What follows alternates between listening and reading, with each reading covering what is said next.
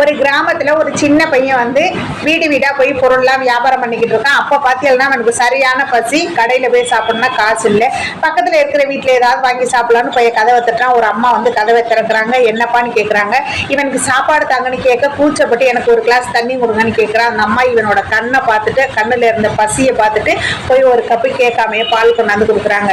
இவன் குடிச்சிட்டு நன்றி சொல்லிட்டு வந்துடுறான். சில காலங்கள் கழிச்சு பெரிய ஆளாகி டாக்டர் ஆயிடுறான். அதுக்கப்புறம் பாத்தீங்கன்னா இவன் வேலை பார்க்குற ஹாஸ்பிட்டலில் இந்த அம்மா கொண்டு வந்து அட்மிஷன் பண்ணியிருக்காங்க. இந்த அம்மாவை பற்றின டீட்டெயில்ஸ் எல்லாம் எழுதி, அந்த ரிப்போர்ட்லாம் எழுதி இவர் வந்து சீஃப் டாக்டர் கொண்டாந்து கொடுக்குறாங்க. அந்த கவரை வாங்கி பிரித்து பார்த்தவருக்கு அந்த ஊரை பார்த்தோனையுமே இவருக்கு அந்த பழைய நினைவு வருது. வேகமாக வந்து அந்த அம்மாவை போய் பார்க்குறாரு.